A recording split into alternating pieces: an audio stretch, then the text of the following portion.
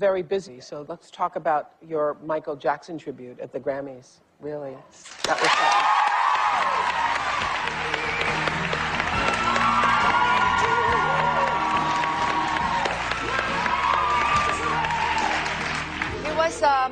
It was a very awkward and very emotional feeling for, I think, all of us.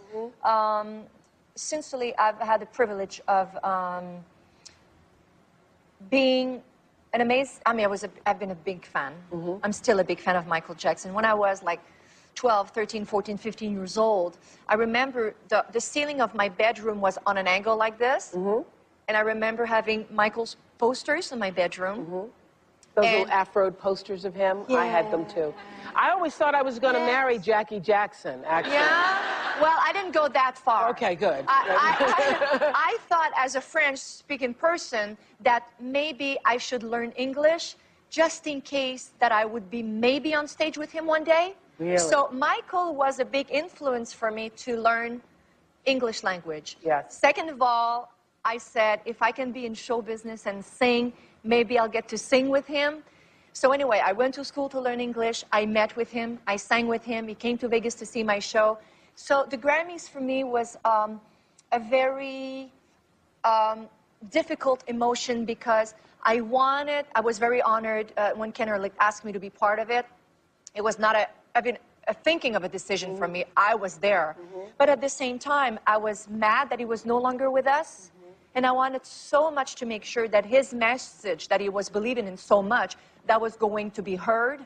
And I think all of us, we didn't really want to perform. We just wanted to carry his message.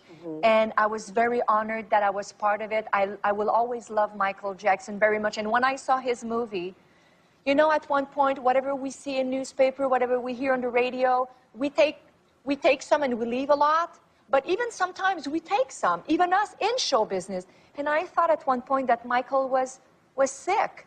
And I said, you know, it's not fair to go through this, being sick like that. But when I saw the movie, I was very mad because he was on top shape. And I was very mad that he's no longer with us. You're talking about This Is It. Yeah. Yeah, when you see that movie, you feel the loss so deeply. I was very. Well, after the Grammys, Celine got together with 80 other artists. You all have heard about this, right? To record a new version of We Are the World, led by my friend Quincy Jones, a song Michael Jackson actually helped to write. Who all was there, and what was that like? It was crazy. It was wonderful at the same time. It was just like seeing everybody gathering to make a difference because, you know, life imposes things to us. Disease, sickness, terrible tragedies, earthquakes. It's not something that you decide, and no one in the world deserves that. And yes, we are extremely sad, but it is our responsibility to all of us artists who can use our voice or any way, TV, efforts, money, anything, to gather and say, let's get together. Did it feel magical? Did it feel, yes, you know, and like there's a lot of people everybody said the after first this time? night that they said, you seemed that you were enjoying yourselves. And I said, yes, we did. Because it's not time to walk our head down and say, it's so tragic. It did happen. It happened. Now it's time. We got to lift them up. We got to lift them up. And this we got to is our lift them job up and not forget. And not forget. Oh, and I got to go out with Michael Jackson. That was cool. So happy birthday, my friend, the King of Pop. He's still an idol of yours? Yeah, I definitely. I think that he's done. I mean, you really think of a genius that he is. I mean, he's brilliant. And Billie Jean, all the old stuff that he used to do, I think he's great. Doesn't he worry you, though? The baby over the balcony kind of Michael Jackson? Well, I think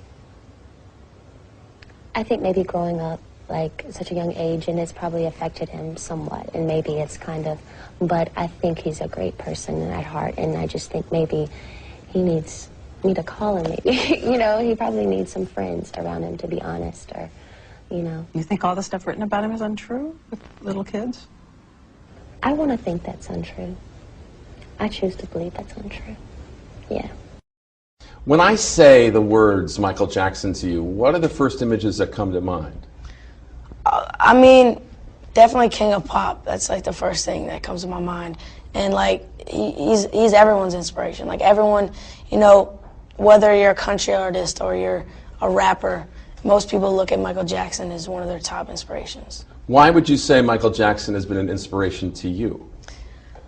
I think just listening to him at a young age and just seeing how much, you know, how much he puts into his performance. It's not only like, he's not just having fun with it, he's putting everything he has into his performance. What's your favorite Michael Jackson song?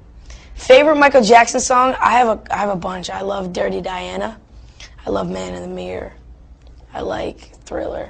What made him so much better than everyone else? You know, I think that he was just an all-around entertainer. He wasn't a singer. He wasn't a dancer. He wasn't an actor. He was an entertainer. I think that's what, you know, the key is. You can't just, he explored so many avenues. He, you know, did it all, you know. What's it like for you to watch him when he was really young, like in the Jackson 5? The ABCs and stuff, yeah, it's crazy, you know.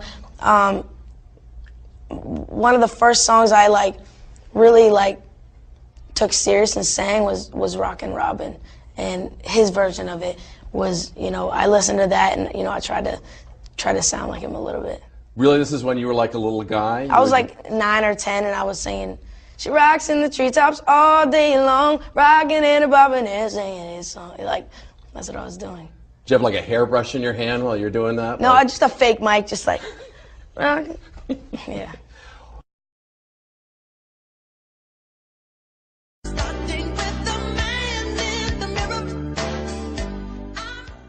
And Justin, I know Michael Jackson was a huge influence on you, and the whole world is really shocked by his death.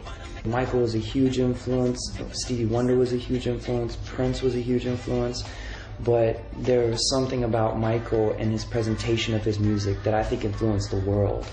It opened the minds of the world, you know. I don't think anyone could present a song better than he could. I think there's a million songs that have been written over time that are amazing works of art, but there's something about Michael's stage presence that will never, ever, ever be duplicated, and you know, there's really only one Michael Jackson. You know what's so crazy is I've been watching all this stuff on the news and how influential he was on style too. Oh yeah. I mean, he was the first person to ever do the utilitarian set with the military suits and military outfits. I would say that the fedora came from a kind of Fred Astaire, Sinatra influence for him, and I think the dress shoes came from a sort of James Brown.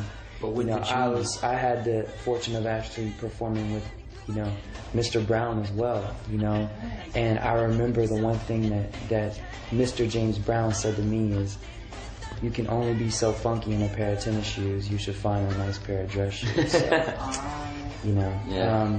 But yeah, I think, like I said, I mean, he's a cultural icon. His music got inside your soul. I mean, like I said, it opened the minds of people. I mean, he changed the world.